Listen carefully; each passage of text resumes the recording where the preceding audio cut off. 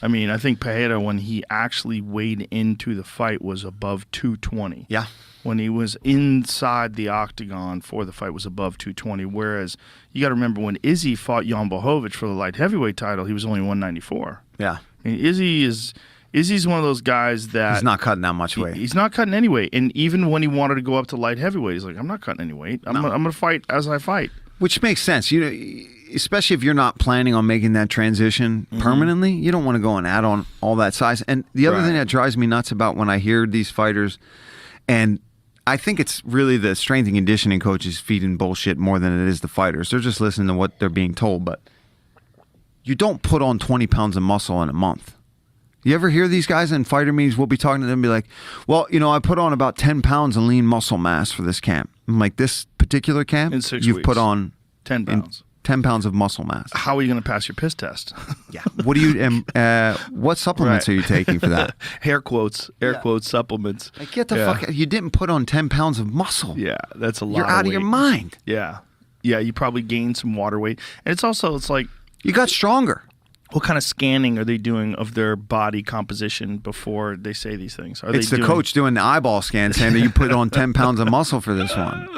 Well, you know, I always go back to the Roy Jones Jr. Ruiz fight. When he fought John Ruiz, he went up to heavyweight, remember? And he got very muscular. He was real big. He was about, I mean, he wasn't too heavy for a heavyweight. I want to say Roy weighed like 200 pounds, just a little over 200 pounds maybe. See what he weighed for that John Ruiz fight. Does it say? 193. Oh, was he really? That's all he weighed? Well, the heavyweight for what the heavyweight for boxing I think that's is different, now. Right? They're saying now he weighs 193. But what did he weigh when he fought John Ruiz? So just does it say there? Oh, he said he weighed 193 and Ruiz was 226. 226, yeah. Interesting. But, you know, Roy was so fucking talented. But when Roy went down in weight and then fought Tarver in his next fight, he looked deflated. Yeah. He looked like he had just really drained himself to make that weight cut.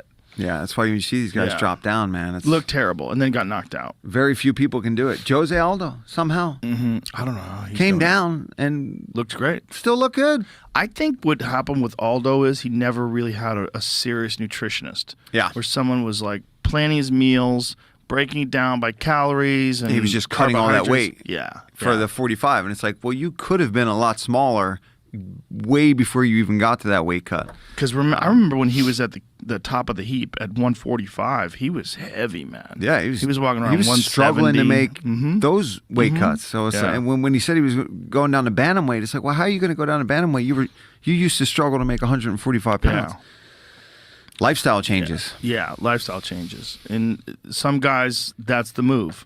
And some guys, you know, it just ruins them because they drain so much out of their body. They're not durable anymore. Yeah. I joked about, I've talked to like Nick Zick and Brian Butler, my manager. I'm like, well, maybe I'll come back on 145.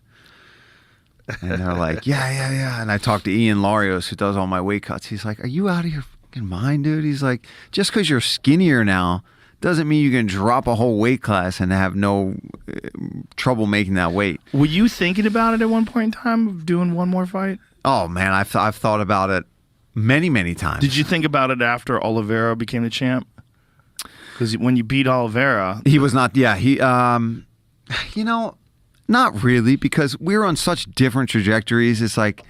Just because at the time I had a win, which I loved having over him. I loved being the last guy that had beaten the champion, which is no longer the case. But like for me to come back and think I'm going to even come close to getting that matchup, it's like, well, that's not going to happen. I'm going to have to win and beat all these insane, hungry contenders before I even get to sniff at that belt. So he was an interesting case. He still is an interesting case because he was a guy who was kind of known as a guy who fell apart. A quitter a little bit. Yeah. Cub Swanson knocked him out. A bunch of guys had beat him. Max Holloway had like that weird neck thing going on. What happened to the Max Holloway fight?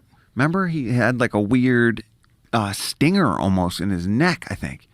And he kind of just crumbled in the corner and like tapped out. I think it was a legit thing with his, with his neck. Oh, yeah, I remember that. It was kind of scary. I forgot about that. Yeah, man. But then everybody was calling him a quitter, all this, and it's like, And he just turned a corner and then became the baddest motherfucker in the weight class. Yeah. And not just the baddest motherfucker in the weight class, but one of the best motherfuckers in the sport.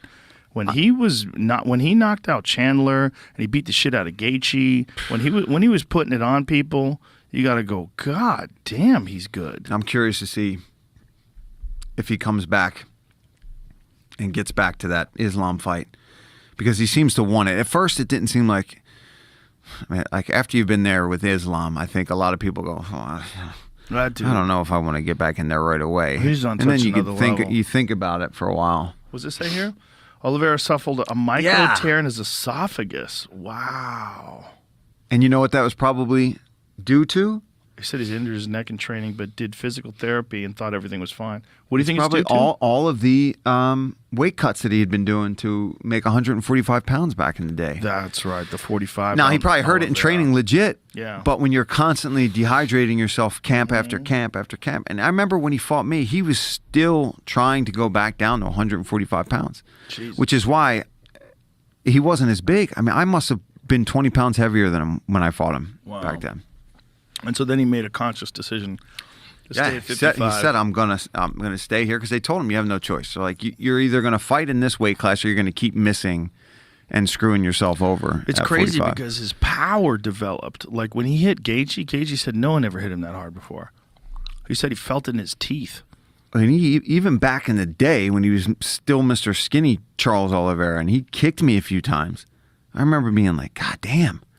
I thought I was going to buzzsaw through this guy on the feet, and he lands a few shots, and you could see where that strength was there. That, again, another one of those just wiry guys where you kind of underestimate their power, and then they hit you, and you're like, Jesus Christ. Long, lean. It's a great build for fighting. You look at some of the great fighters of our time, like the long, lean guys. It's the best build, in my opinion. Because you have the reach advantage. Reach, jiu-jitsu, you can wrap everybody up. You can sneak your arms in through. You're not as bulky, which maybe you don't have as much of that brunt kind of power that some of the guys that are shorter and stockier would have in the division. But I think that long, lean muscle for MMA is the way to be. And I was just short and stumpy. I have no reach. None of those benefits, unfortunately. Yeah, but then look at Mighty Mouse. He's short and stumpy too, and he's the greatest of all time. Yeah. If not the greatest. He's in the conversation. I mean, I don't think there is one real greatest of all time. Khabib is most certainly in the conversation. John Jones. John Jones, for sure. John Jones has got the perfect build.